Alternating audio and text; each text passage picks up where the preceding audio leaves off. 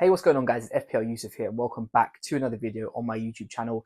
Today, I'm going to be going over my final team selection ahead of the Game Week 17 deadline. I'm going to go over what my current team's looking like, a potential -4, which I'm looking to make this week, and also who are the best captaincy choices for the upcoming game week. So, without further ado, let's get into the video.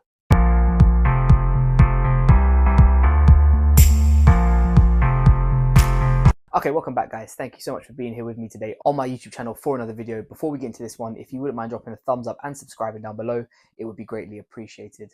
Right, so Game Week 17 is coming up in a few days' time. I'm recording this video currently on Thursday afternoon.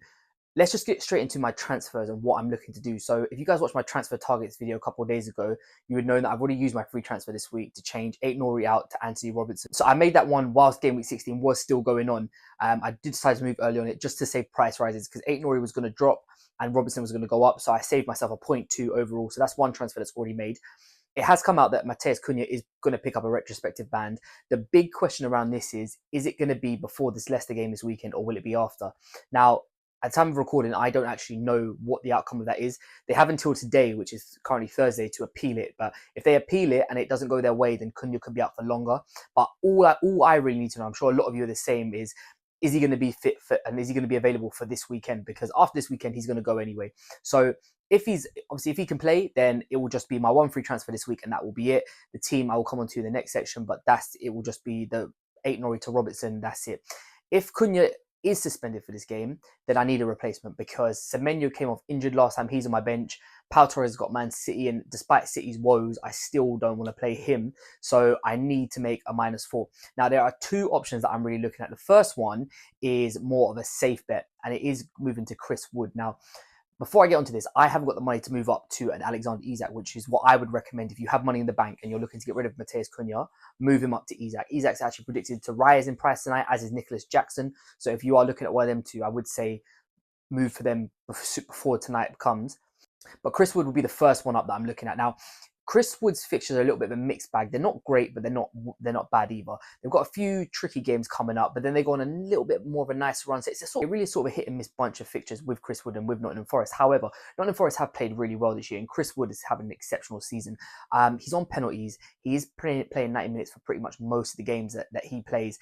Is there a question that maybe over the Christmas period he could be rotated? Potentially. I think that could be the case for quite a lot of players, actually, to be honest with you. We play, I think, game week 17, 18, 19, and 20. I think there's 4 game weeks in about the space of like a week and a half, 2 weeks. So that's just something to bear in mind. There's obviously always chance of rotation. You know, Taiwo Awoniyi is a decent player in his own right, but I think Chris Wood nail for minutes, is on penalties. And I do make a little bit, it's only a fractional bit of a saving, but I do save a little bit of money by moving down to him. So that is the first option that I'm considering looking at. The second option is a bit more of a rogue pick, and I'm going to go into a little bit more detail about this one, and that is Cody Gakpo. Now, as I said, at the time of recording, no one's price changes that I am looking to move out is going to affect this move. I have just enough money in the bank to move Cunha to Gakpo. Cunha, my selling value will take him up to 7.1, and that's exactly how much Cody Gakpo is. Now, the big question is, will Gakpo play? Liverpool have got some very good fixtures coming up. They've got a little bit of a trickier one this week against Tottenham. But after this week, they've got, I think it's Leicester and West Ham over the sort of Christmas period. The biggest thing is what's going to happen with rotation. Now, obviously, Diogo Jota is back, which means he's probably going to occupy that number 9 spot. So is Cody Gakpo going to play all the games? More than likely, no. You're going to see appearances off the bench. I always feel like him and Luis Diaz are competing for, you know, that left wing spot. Diaz was playing through the middle whilst Jota was out. You know, Darwin just wasn't trusted at all. But now that Jota's back, my question is Gakpo going to be more of a rotation risk? We did hear Slot say that he's not going to throw Jota straight back into the game. And especially when you're playing a game every 3 or 4 days, I don't know how many starts Jota's going to get, which is maybe kind of making me lean towards Cody Gakpo a little bit more, because I feel like he's been, you know, building up. He's been starting for the last few weeks, months, you know, building up his fitness. He's pretty much good to go. So it's a tough one. Obviously, I want him to play the Leicester game and the West Ham game. If he could be benched for anyone, I'd actually love it to be the Tottenham game. But yeah, it's a risky one. I think if it comes out that Cunha is suspended, I'm going to have to make a choice on one of these two. But right now, for me, honestly, it's a 60-40 split in favour of Chris Wood. But I do like a little differential, and Cody Gakpo is really low owned at the moment. So yeah, those are my transfers that I'm looking at. Like I said, it will only be just Aït-Nouri for Robertson this week. But if it does come out and Cunha is suspended, then it will have to be a -4 to move him to one of those two on screen. Okay, so captaincy options. So first up is Mo Salah, and he is my captain of choice at the time of recording. And I don't think anything's going to change that. I think he will be my captain going to the deadline. Tottenham away from home, not an easy game by any stretch of the imagination, but Tottenham defensively, we all know how how difficult those sort of games can be. Tottenham do like to attack, which could leave space in behind for the likes of Mo Salah, which is why I've got him in at number 1. When it comes to 2 and 3, this was a little bit more of a tricky one. Obviously, Saka and Palmer are both going away to teams who defensively, Crystal Palace have definitely improved. We saw the Arsenal beat them yesterday night 3-2 in the Carabao Cup. Saka did come on at half time, got himself an assist. Palmer going away to Everton, I think, is a little bit more of a tricky one for me because Everton do like to play 2 bags of 4 on a low block. So I think based on if I was picking a captaincy, I think I would probably put Saka 2, Palmer 3, only just.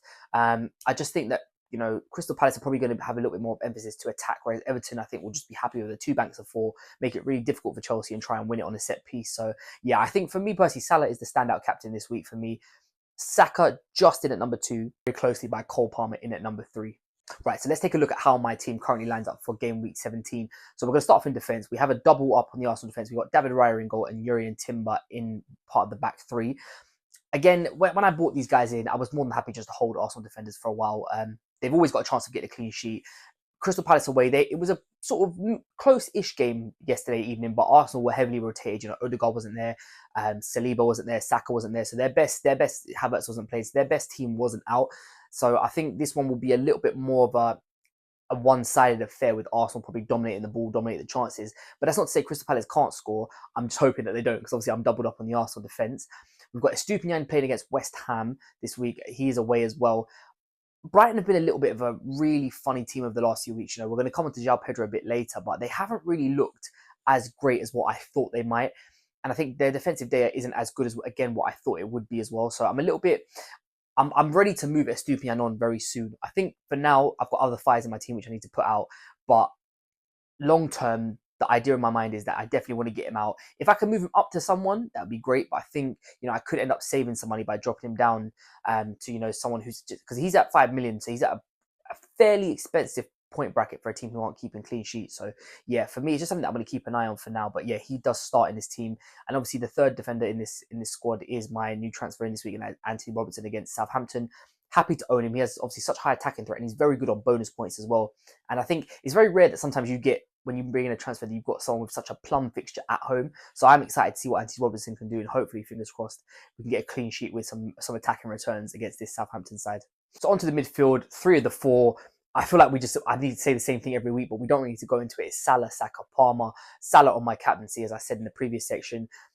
All 3 of them can hurt any team on any given day. I just think that for me, Salah this week against a Tottenham with a high line, I just think that there could be goals there. And obviously, he's so good for bonus points as well. So he just edges it. But the 3 out of the 4 midfield will always be the same. This may well be Anthony Gordon's last week in my team. Ipswich away, not the easiest fixture, but I am happy owning him for it. Newcastle are looking like they're playing well at the moment. I'm so gutted that I moved Nicholas Jackson. I'm so gutted that I moved Alexander Isak out a few weeks ago. This was my whole plan, was to own both Isak and Gordon from the Liverpool game. I'd accepted that might have just been a bit of a dud game. But after that, and look how many points that they're scoring. Gordon got an assist last week. Isak's just been on fire. So yeah, going to keep Anthony Gordon for this game. It may well be his last week. It may well not be. We'll have to wait and see what fires we have to put out after this game week's done. But that is the 4 who line across my midfield for this game week. And onto the front 3, 2 out of the 3 will definitely be there, Jackson and João Pedro. João Pedro is the one I'm most concerned about because I know he's only 5.6 million and we should sort of tamper expectation with him, but because he's so good and such a good football player, Brighton are such a good team, I just expected more from him and he just hasn't been delivering. So hopefully, fingers crossed, this week against West Ham, this could be the game week that he actually does turn up and does get himself a little bit of a haul.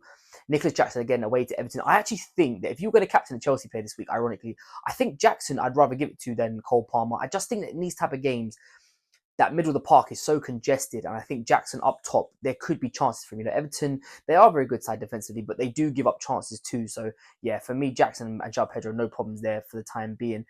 The last player up front is what we talked about in the transfer targets bit. It is Matheus Cunha. Like I said, at the time of recording, I don't actually have an update on whether he's going to be banned or not. If he is not and he's fit and he's available to play, then this will be my exact starting front 3. But if he's not and he is ruled out, then it will be a -4 for either a Gakpo or a Chris Wood to come in.